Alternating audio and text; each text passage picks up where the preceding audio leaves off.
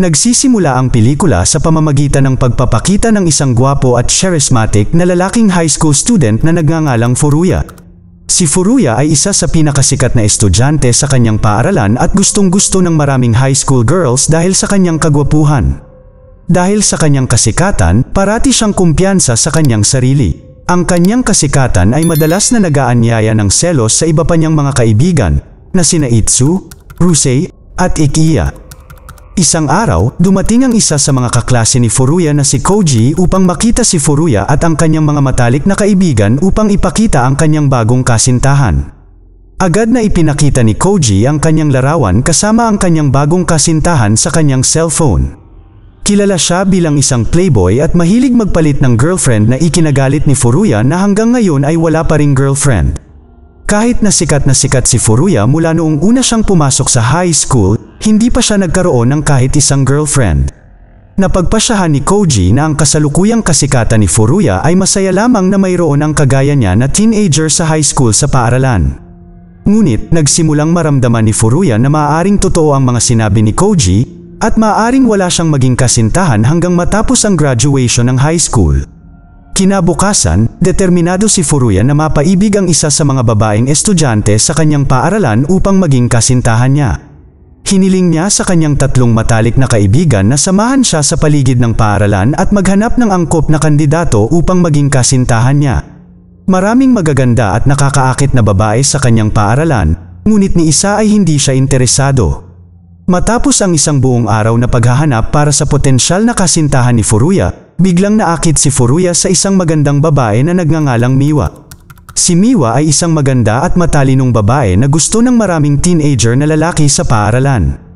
Gayunpaman, wala pang lalaking nagtatagumpay na mapaibig siya dahil sa kanyang pagiging walang pakialam at mahirap lapitan. Marami ng mga estudyanteng lalaki ang nagtapat sa kanya ng kanilang mga nararamdaman, ngunit palagi niyang tinatanggihan ang kanilang pagmamahal.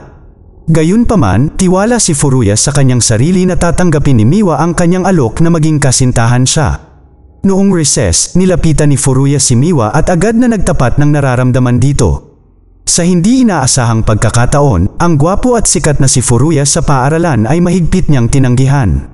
Napakaluma na daw ang paraan na ginagamit niya para ipahayag ang kanyang nararamdaman. Laking gulat ni Furuya dahil akala niya ay agad nitong tatanggapin ang kanyang pagmamahal. Matapos tanggihan siya ni Miwa, nakaramdam ng labis na hiya at pagkadismaya si Furuya dahil ito ang unang pagkakataon na nakaranas siya ng pagtanggi sa babae.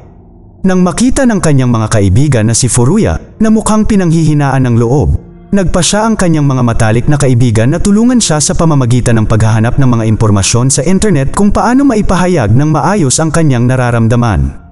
Sa kalagitnaan ng kanilang diskusyon, biglang sinabi ni Furuya na tinanggihan siya ni Miwa dahil sa maling paraan at oras, hindi dahil hindi ito interesado sa kanya.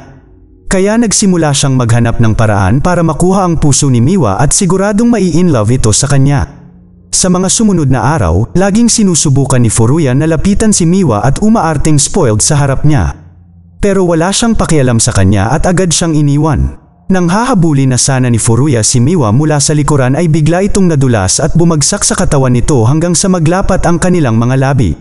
Mukha namang relax si Miwa at agad na tinanong kung okay lang si Furuya, habang parang kinakabahan siya na nagsisimula ng mamula ang mukha, dahil hindi pa siya nakakaranas ng ganoon kalapit sa isang babae.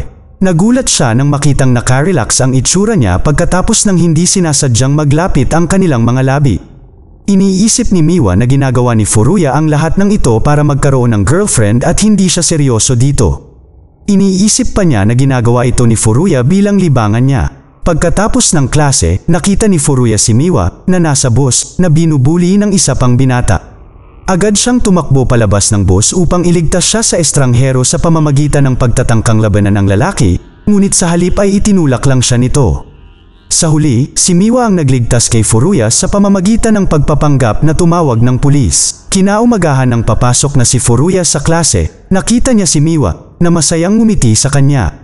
Pagkatapos ay binati siya nito at kinawayan hanggang sa napagtanto niyang hindi ito nakangiti sa kanya kundi sa isang gwapong guro na nagngangalang Mizaki. Napahiya siya at nagalit si Furuya kay Miwa na hindi kailanman isinasaalang-alang na naroroon din siya. Nagsimula siyang maghinala sa kanya na tila may gusto siya kay Mizaki, ngunit sinubukan niyang huwag paniwalaan ang kanyang mga hinala. Pagkatapos ng insidente kahapon, sumabay si Furuya kay Miwa habang pauwi at sinamahan siya pabalik sa kanyang bahay. Pagdating niya sa bahay ni Miwa, aksidente niyang nasira ang mailbox sa bahay. Nakonsensya siya at nagpasya na pumunta sa bahay ni Miwa at ayusin ang mailbox sa gabi. Habang inaayos ni Furuya ang box, biglang sumulpot si Miwa at nabigla siya, dahilan para masugatan ang daliri nito. Dahil dito, niyaya niya itong pumasok sa kanyang bahay at gamutin ang sugat sa kamay nito. Noong gabing iyon, kinausap ni Furuya si Miwa habang kumakain ng tinapay na nakuha niya sa trabaho. Nalaman niya na namatay na ang ama ni Miwa at laging nasa labas ng bayan ang kanyang ina. Kaya naman madalas siyang mag-isa at nalulungkot. Hindi sinasadyang nakita ni Furuya ang isang magandang painting sa sala. Ito na pala ang huling painting ng ama ni Miwa. Namatay ang kanyang ama noong 9 na taong gulang si Miwa dahil sa isang nakamamatay na sakit. Makalipas ang ilang araw, nagpasya si Furuya na umupa ng bahay sa tabi ng bahay ni Miwa para samahan niya ito para hindi na ito malungkot. Kinaumagahan nang magsimula ang klase ni Mizaki, tila labis na hinahangaan ni Miwa ang kanyang guro at patuloy na nakatitig sa kanya sa buong lesson. Si Furuya, na napagtanto na nakaramdam ng labis na selos at inis. Habang abala si Furuya sa pagbabasa ng libro sa kwarto niya, bigla siyang nakarinig ng katok sa pinto mula sa direksyon ng kwarto ni Miwa. Mabilis niyang sinuri ang sitwasyon sa terrace ng bahay. At nakita niya ang ilang loan shark na nangongolekta ng utang sa ina ni Miwa. Pagkatapos ay sinubukan niyang tulungan si Miwa sa pamamagitan ng pagdala sa kanya palabas ng kanyang bahay sa bintana ng balkonahe. Noong una, mukhang nag-aalinlangan si Miwa, ngunit sa wakas ay tinanggap niya ang tulong ni Furuya matapos makumbinsi. Ang nakakatuwa, nakalimutan ni Furuya na ilock ang kwarto niya para hindi makapasok sa kwarto ang mga loan shark. Pinigilan ni Furuya ang mga loan shark na lumapit kay Miwa at itinaboy ang mga loan shark. Kinabukasan, sa kalagitnaan ng isang art lesson na itinuro ni Mizaki, sinabi ni Furuya sa kanyang matalik na kaibigan ang tungkol sa relasyon nila ni Miwa, na napapalapit na ito sa kanya. Nagulat ang kanyang mga kaibigan nang malaman na kasalukuyang nakatira si Furuya sa isang bahay na malapit sa bahay ni Miwa. Pero sa kalagitnaan ng kasiyahan, biglang nakita ni Furuya si Miwa na tila malapit kay Mizaki at nakaramdam ito ng selos. Nang guluhin na sana niya ang closeness ni Mizaki at Miwa, bigla siyang pinagsabihan ni Mizaki dahil sa kanyang pagpipinta na hindi umi-improve. Bilang resulta, hiniling niya sa kanya na kumuha ng karagdagang klase kasama si Mizaki. Nang matapos ang aralin, nagsimula si Furuya na kumuha ng karagdagang klase sa sining mula kay Mizaki. Sa kalagitnaan ng lesson, ipinaliwanag ni Mizaki na nakikita niya ang malaking potensyal kay Miwa at tutulungan niya itong maging isang profesional na pintor balang araw. Madalas na kumukuha si Miwa ng mga karagdagang klase mula kay Mizaki. Kaya naman napalapit ito sa kanya. Napagtanto ni Furuya na si Miwa ay interesado kay Mizaki at nalulungkot siyang makita ang pagiging malapit sa pagitan nila. Habang pauwi, nag-usap sina Miwa at Furuya. Sinabi niya sa kanya ang kanyang pangarap, kapag nakapagtapos siya ng pag-aaral, gusto niyang maging isang pintor tulad ng kanyang ama. Sa hapon, nakipagkita si Furuya sa kanyang 3 kaibigan at sabay na kumain sa isang restaurant. Sinabi niya na si Mizaki ay isang mabigat na karibal upang talunin dahil si Miwa ay napakalapit sa kanya. Nang makita ang kalungkutan ni Furuya, sinimulan siyang tulungan ng kanyang matalik na kaibigan sa pamamagitan ng paghikayat sa kanya na huwag sumuko na makuha ang pagmamahal ni Miwa. Naniniwala sila na sa pagpapakita ng taos-pusong pagmamahal ni Furuya, balang araw ay may in love si Miwa sa kanya. Sa gabi, inanyayahan ni Furuya si Miwa na pumunta sa kanyang bahay at sabay na maghapunan. Dahil laging kumakain ng hapunan si Miwa na tinapay lang, nagluto si Furuya ng espesyal na miso soup mula sa recipe ng kanyang ina para sa kanya. Tila nasasarapan si Miwa sa sabaw at si Furuya naman ay tila nasisiyahan sa kanyang luto. Habang nag-uusap sila, nalaman ni Furuya na hindi makakasama sa field trip si Miwa ngayong semester. Nang tanungin niya kung bakit hindi siya makakapunta, hindi siya nagbigay ng anumang paliwanag at sinabi lang na hindi siya makakapunta. Kinabukasan, aksidenteng nakita ni Furuya si Miwa na nag-aabot ng pera sa loan shark na bumisita sa kanyang bahay ilang araw na ang nakalipas. Sa pamamagitan ng impormasyong nakuha mula sa loan shark, sinimulan niyang alamin kung bakit hindi ito makakasali sa field trip.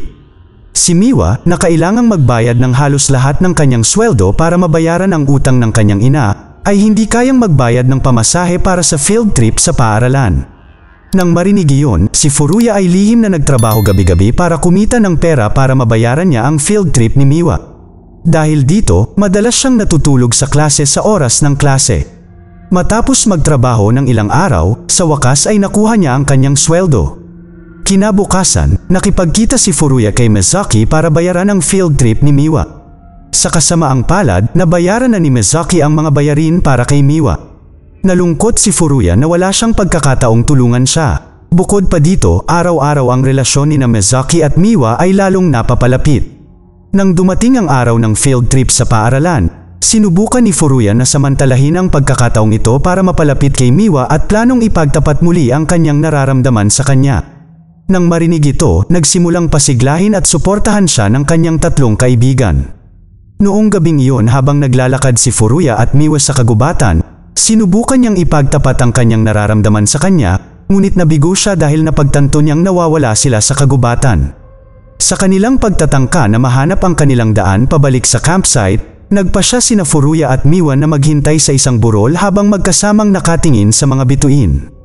Pagkatapos ay nagkwentuhan sila tungkol sa isa't isa, nang hindi nila nalalaman, naging mas malapit ang kanilang relasyon. Di nagtagal, nagsimulang lumitaw ang ibang mga estudyante, at natagpuan nila ang kanilang daan pabalik sa kampo.